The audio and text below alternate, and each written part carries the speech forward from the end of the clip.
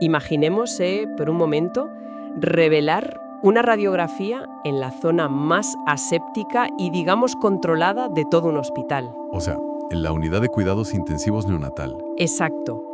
Se busca comprobar el estado de los pulmones de un bebé prematuro. Se hace la placa, todo normal, pero al mirar la imagen, en lugar de ver solo al bebé, la placa de rayos X muestra la silueta perfecta de unas manos adultas. Madre mía. Unas manos rodeando su pequeño cuerpo. Y claro, las cámaras de seguridad y el personal médico que estaba allí confirman que físicamente no había nadie tocando a la paciente. Nadie. Es que es una imagen que, paraliza cualquier intento inmediato de racionalización, ¿verdad? Y de hecho, pone sobre la mesa una contradicción que es fundamental en este tema. Ya el choque de dos mundos. Totalmente.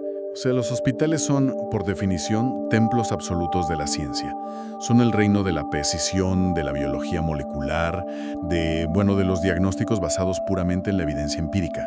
Claro, se asume que todo lo que ocurre entre esas paredes, absolutamente todo, tiene una explicación lógica, cuantificable y nítidamente definida. Esa es la teoría. Esa es la teoría, sí. Pero la realidad de los hospitales alberga, por así decirlo, una doble vida. Porque al mismo tiempo que funcionan como estos grandes santuarios de curación, son también la zona cero del dolor humano. Sin duda es que concentran un nivel de estrés brutal. Un estrés extremo, el mayor que una persona pueda soportar. Y inevitablemente, son el escenario constante donde la vida llega a su fin. Sí, es un ambiente muy, muy cargado. Entonces, la gran pregunta que surge para quienes nos escuchan hoy es: ¿qué ocurre cuando la frialdad aséptica de la ciencia choca de frente con toda esta abrumadora carga emocional de la muerte? Es la gran incógnita. ¿Qué pasa cuando los propios médicos y enfermeros que, están entrenados para el pensamiento crítico, pues no pueden explicar lo que ven con sus propios ojos? Pues fíjate, esa intersección es seguramente el territorio más complejo de la mente humana. Porque no estamos analizando sucesos en un castillo abandonado en medio de la nada. Ya, donde la sugestión nace de estar solo en la oscuridad. Exacto. Aquí hablamos de entornos hipercontrolados. Pasillos iluminados por luces fluorescentes 24 horas al día y llenos de profesionales cuyo trabajo depende de observar la realidad sin sesgos. Profesionales de la ciencia, claro. O sea, cuando el pensamiento racional se fractura en un lugar así, merece ser investigado con lupa. Y ese es precisamente el núcleo de nuestro análisis a fondo de hoy. Vamos a desgranar esto porque nos vamos a adentrar en una serie de relatos paranormales que están exhaustivamente documentados en el famoso Hospital de Clínicas. Y tenemos material de sobra. Tenemos una pila de fuentes increíble. Testimonios de funcionarios, relatos de pacientes y esa supuesta evidencia médica que mencionaba al principio, que directamente desafía cualquier tipo de lógica convencional. Aunque, hay que dejar clara nuestra misión desde el primer minuto.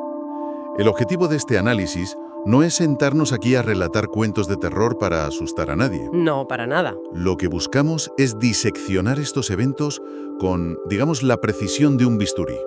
Cruce de datos. Queremos cruzar los testimonios visuales con factores arquitectónicos, la neurobiología del agotamiento y, la fortísima carga psicológica del entorno. Exacto, para entender qué están experimentando realmente las personas en esos pasillos solitarios de madrugada. Pues venga, vamos a tratar estas historias como si fueran un cuadro clínico complejo. Un cuadro donde los síntomas son las apariciones y la sala de espera no es otra que la morgue. Me parece un enfoque perfecto. Empecemos revisando los síntomas visuales, que creo que son los más impactantes de inicio. Hay relatos profundamente ligados a la tristeza y a la rutina implacable del hospital, y destaca uno en particular, el de la niña del ascensor. Este caso tiene tela. Es un pilar fundamental en la narrativa de este hospital. Y ojo, no se trata del típico avistamiento fugaz de una sola persona que pasaba por allí asustada. No, son múltiples testimonios. Eso es. Testimonios cruzados entre miembros del personal sanitario y pacientes que describen exactamente lo mismo. Una niña pequeña, deambulando sola por la zona principal de los ascensores. Y lo desgarrador del caso, lo que te rompe el corazón, es que no actúa como la típica figura amenazante de las películas de terror. Que va para nada. Los testigos describen a una niña llorando desconsoladamente, pidiendo por favor que le devuelvan su juguete. Es una escena tremenda. Pero la anécdota que eleva este relato de un simple rumor de pasillo a un evento documentado de verdad involucra a un médico. Un doctor ve a la niña llorando y, asumiendo lo que asumiría cualquiera en su lugar, Que es una paciente pediátrica desorientada. claro, asume eso y decide acercarse para ayudarla. Es que el instinto de protección profesional se activa inmediatamente en estos casos. Totalmente. Pues camina tras ella por el pasillo para intentar calmarla y frente a sus propios ojos, la niña se desvanece en el aire. ¡Ostras! Así, sin más. Sin puertas de por medio, sin ningún recoveco donde pudiera haberse escondido. Y el médico, enfrentándose a una disonancia cognitiva brutal, porque es un hombre de ciencia, decide investigar en el archivo. Y ahí es donde encuentra el dato clave. Exacto. Descubre que una paciente con esas características físicas exactas, de la misma edad, pues había fallecido en el hospital años atrás. Fíjate, lo fascinante aquí es el patrón emocional que subyace al relato.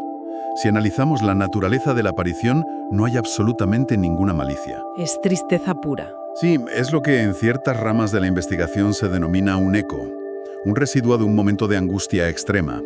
Pero si lo miramos desde una perspectiva puramente psicológica, debemos considerar el impacto devastador que tiene la muerte pediátrica. Claro, para el personal médico debe ser lo más duro. Es que quienes trabajan en hospitales desarrollan mecanismos de defensa altísimos, tienen que hacerlo, pero la pérdida de un niño suele perforar esa armadura. Lógico. Entonces, el cerebro de este médico, que seguramente ya viene cargado con el trauma acumulado de los pacientes que no pudo salvar en su carrera, podría estar proyectando esa culpa. O sea, una necesidad de redención. Exacto, lo proyecta en la figura de una niña a la que, esta vez sí, intenta rescatar. Pues esa lectura del trauma acumulado cambia por completo la perspectiva. Sería un eco, pero no del fantasma, sino del dolor del propio médico. Efectivamente. Y, oye, ese concepto de la rutina o la necesidad atrapada en el tiempo conecta perfectamente con el segundo caso documentado, el fantasma del médico. Ah, el caso del camillero. Ese. La historia surge de un camillero que estaba realizando su primera guardia nocturna. Ojo, la primera. Traslada un cadáver a la morgue y al salir al pasillo ve a un médico de pie, apoyado en la pared, fumando tranquilamente un cigarrillo. Bueno, una imagen que en otra época habría sido la estampa más habitual del mundo en cualquier descanso de guardia.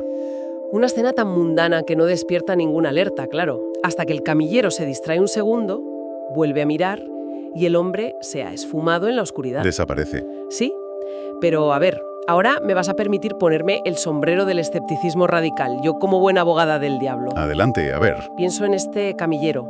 Es su primera noche, probablemente lleva horas de privación de sueño, acaba de experimentar el pico de adrenalina y ansiedad que supone dejar un cuerpo sin vida en la morgue, Un nivel de estrés altísimo para un novato.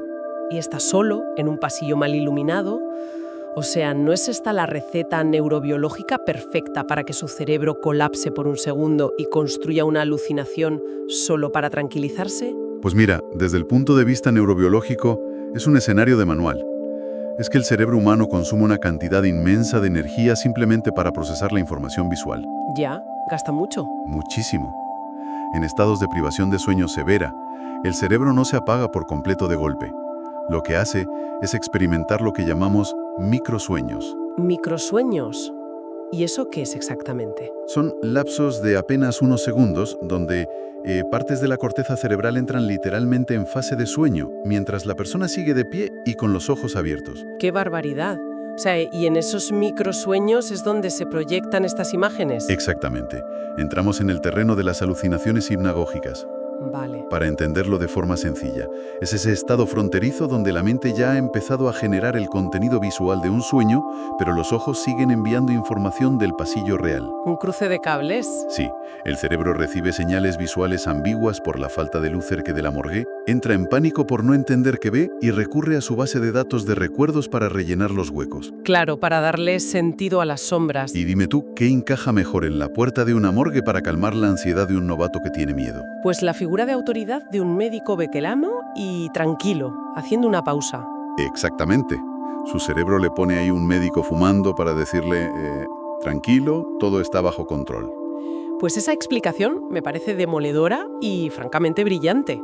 Ver una figura en un pasillo oscuro se puede justificar perfectamente con la fatiga visual y estos microsueños. Totalmente. Sin embargo, aquí es donde se pone realmente interesante, porque el verdadero problema para el pensamiento empírico llega cuando esa sombra tiene la fuerza suficiente para interactuar con el mundo físico. Ah, claro. Ahí la cosa cambia. Porque ahí la sugestión ya no sirve de excusa para explicar que la materia se mueva sola. Y aquí es donde entra el caso del antiguo edificio del hospital. O sea, el cruce de la frontera fenomenológica. Cuando pasamos de lo visual a lo táctil, amigo mío, las reglas del análisis cambian drásticamente. Radicalmente, vamos a los hechos documentados. Un funcionario del hospital, en su turno de guardia, logra encontrar un momento para descansar en una camilla. Vale. Se acuesta, se tapa con una manta bastante pesada y trata de dormir. De repente, siente un tirón violento. Ostras. Pero ojo, no un roce o que se resbala, no. Una fuerza que arranca la manta de su cuerpo y la arrastra físicamente por el suelo del pasillo, hasta dejarla tirada a varios metros, cerca de la zona de los baños. Madre mía. Esto rompe tu teoría del microsueño. Sugiere actividad tipo poltergeist. Hablamos de una fuerza con masa y energía desplazando un objeto inerte. Bueno, a ver, aquí debemos introducir el concepto de la parálisis del sueño y las alucinaciones hipnopómpicas, que son las que ocurren al despertar. A ver, explícame eso. Vale, durante la parálisis del sueño, el cerebro se despierta antes que el cuerpo. Esto causa una sensación de presión física extrema que a menudo se interpreta como alguien tirando de la ropa o incluso sentándose en tu pecho.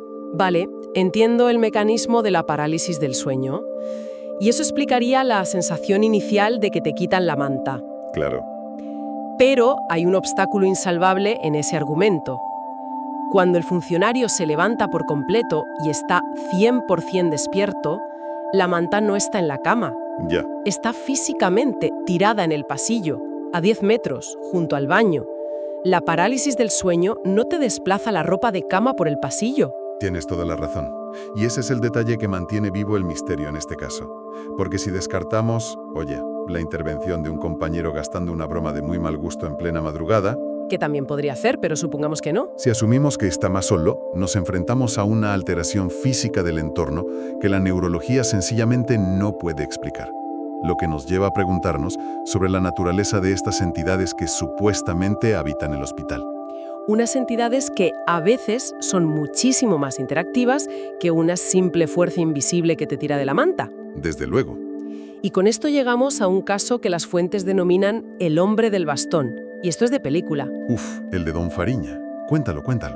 Un testigo relata haber mantenido una conversación larga y completamente normal con un hombre mayor en el recinto del hospital. O sea, hablaron un buen rato. Una interacción prolongada. Sí. El individuo vestía de forma elegante, se apoyaba en un bastón, pero presentaba un detalle absurdamente específico. Le faltaba un zapato. Fíjate que la asimetría en los relatos paranormales es un indicador muy interesante. ¿Así? ¿Por qué?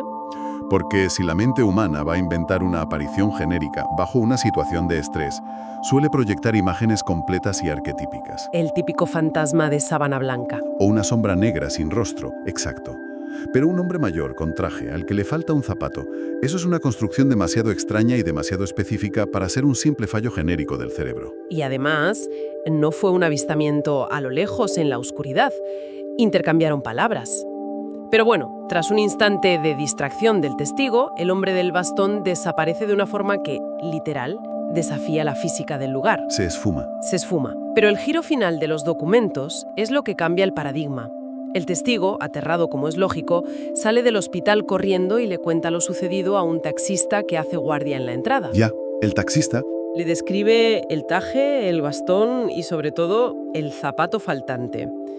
Y el taxista, sin inmutarse lo más mínimo, no se sorprende en absoluto y le responde: «Ah, ese era don Fariña». ¿Qué me dices? Resulta que este espíritu es una celebridad local, una figura ya arraigada en la zona.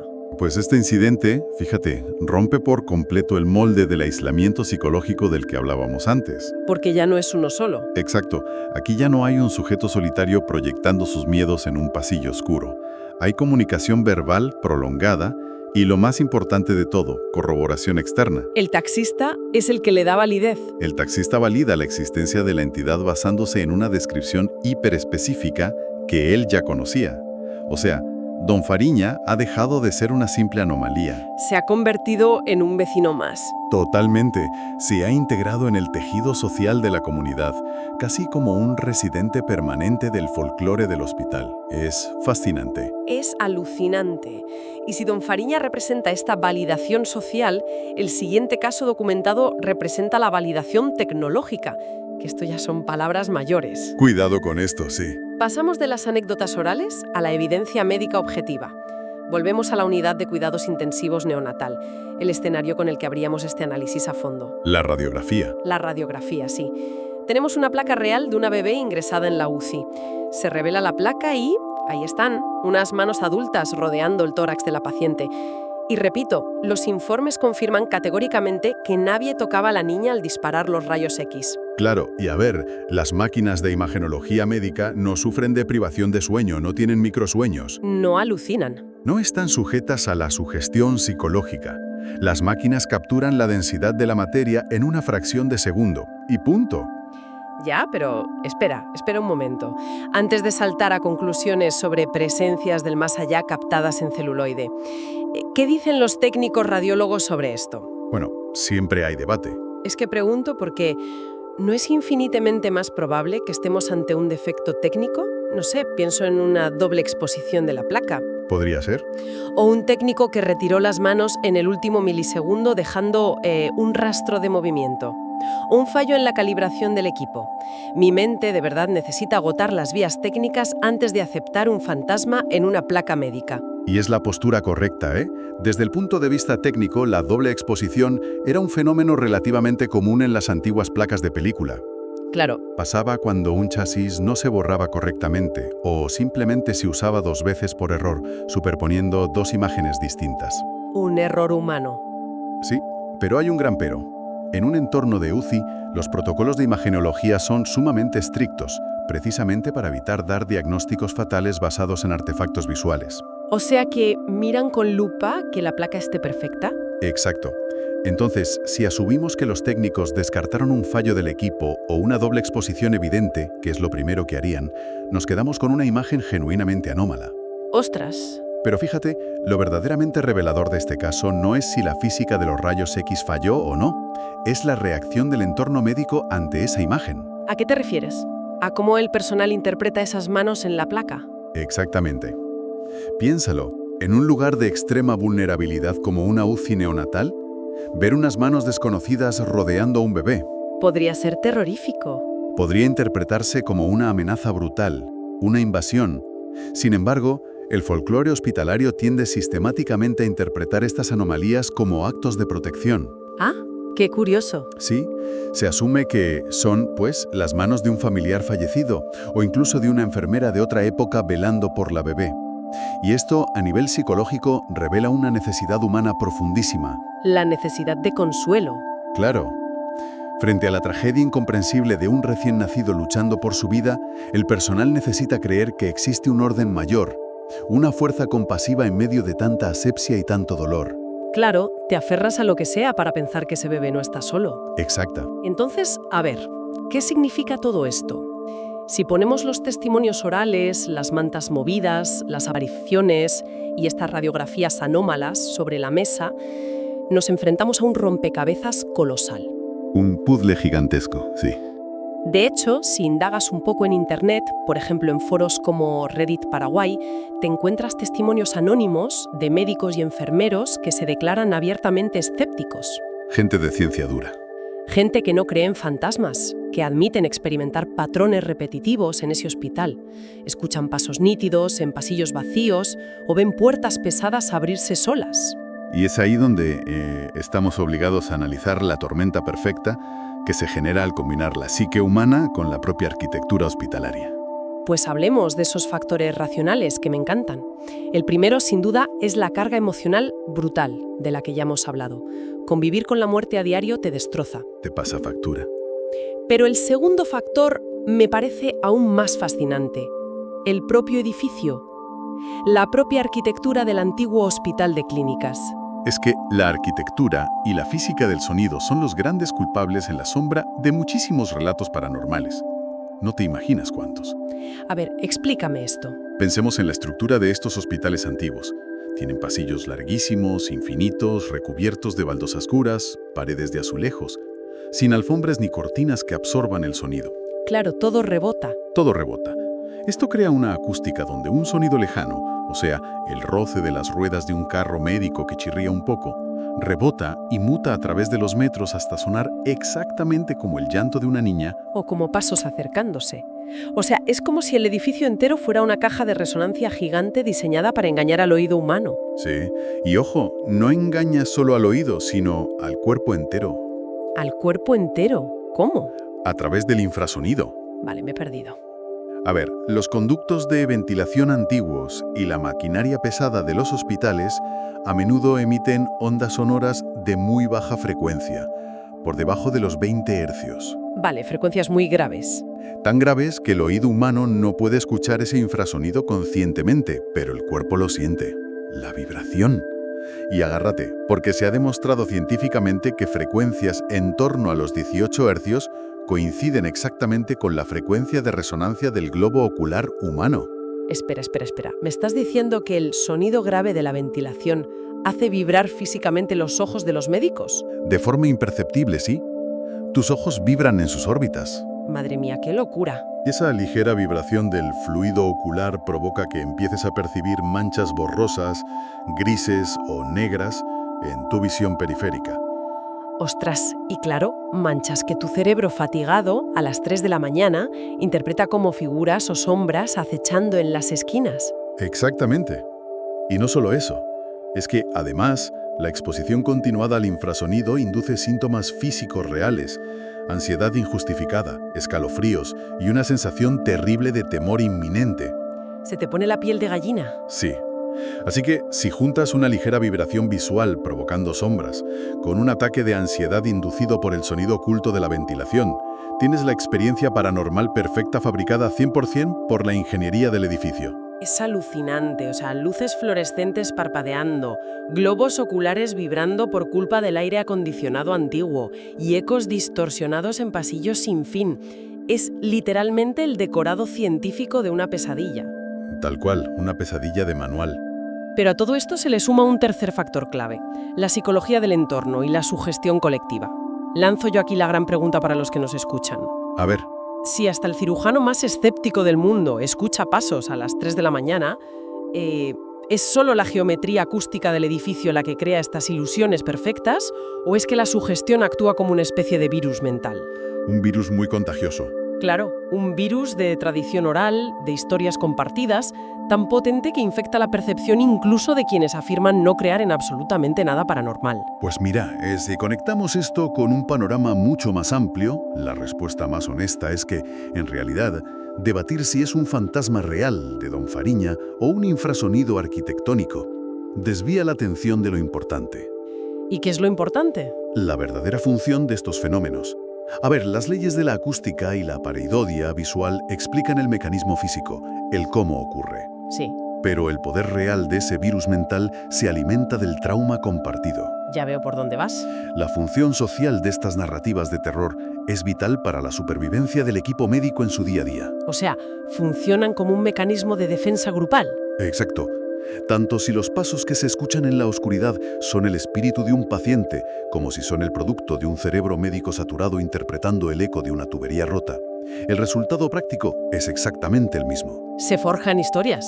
Se forjan historias compartidas, leyendas urbanas que dotan de un sentido narrativo al sufrimiento que a veces parece aleatorio e injusto. Les ayuda a sobrellevarlo. Ayudan a la comunidad del hospital a procesar, de una forma indirecta y folclórica, el peso insoportable de trabajar constantemente en la frontera entre la vida y la muerte. Es una válvula de escape psicológica que les permite volver a fichar y seguir adelante al día siguiente. Inventar fantasmas en los pasillos vacíos para poder soportar el inmenso peso de los pacientes vivos que no se pudieron salvar. Así de crudo. Es una perspectiva que resulta brillante desde el punto de vista sociológico y al mismo tiempo es profundamente devastadora. Sí, tiene un fondo de mucha tristeza, la verdad. Pues a lo largo de este análisis a fondo hemos realizado un viaje de lo más exhaustivo para quienes nos acompañan hoy. Desde luego. Hemos partido de esa desgarradora búsqueda de la niña del ascensor, entendiendo cómo resuena con el trauma pediátrico de los doctores. Hemos cuestionado el salto hacia lo físico, ¿no? Con las mantas arrastradas misteriosamente por el suelo y la extraña validación social del hombre del zapato faltante. Don Fariña. Y también hemos sometido a escrutinio esa inquietante radiografía neonatal de las manos, buscando los fallos de la doble exposición frente a esa pura necesidad humana de sentir protección celestial en momentos de crisis. Y finalmente hemos aterrizado de lleno en la compleja física del infrasonido, haciendo vibrar nuestros ojos y en la psicología grupal de la sugestión. Y confío, honestamente, en que hemos mantenido el rigor que prometimos al principio. No estamos aquí para emitir un certificado de defunción al misterio, ni para sentenciar de manera arrogante que el más allá no puede existir. Por supuesto que no. Lo que los documentos y las fuentes exponen claramente, de forma objetiva, es el impacto visceral, real y totalmente medible que estos misterios tienen sobre las personas de carne y hueso. Las personas que cruzan esas puertas todos los días para enfrentarse cara a cara con la muerte. Exacto. Sin duda. Pues al principio del análisis hablábamos de cómo los hospitales son estos escenarios de choque frontal entre la certeza absoluta de la ciencia y el caos emocional del final de la vida. Así es. Y para cerrar hoy, creo que merece la pena dejar flotando una última idea. Algo para que quienes nos escuchan puedan reflexionar la próxima vez que caminen por los pasillos de cualquier centro médico. A ver qué nos dejas. Si la tradición oral, el folclore, insiste en que estas entidades permanecen ancladas al mundo de los vivos porque no pudieron despedirse o porque su final fue demasiado abrupto y doloroso, Sí. pues cabe plantearse una última duda.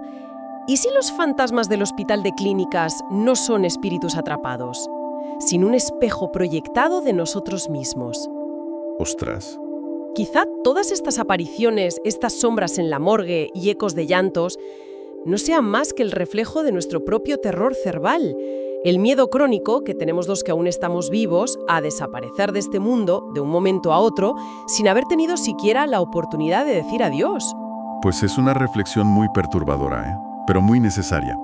Tal vez, al final, lo que atormenta esos pasillos largos y fríos no es el eco de los que ya no están, sino la profundísima ansiedad de los vivos enfrentándose a lo inevitable. Una gran idea para llevarnos hoy y seguir dándole vueltas. Muchísimas gracias por acompañarnos en este recorrido por los rincones más oscuros, científicos y humanos del Hospital de Clínicas. Hasta la próxima.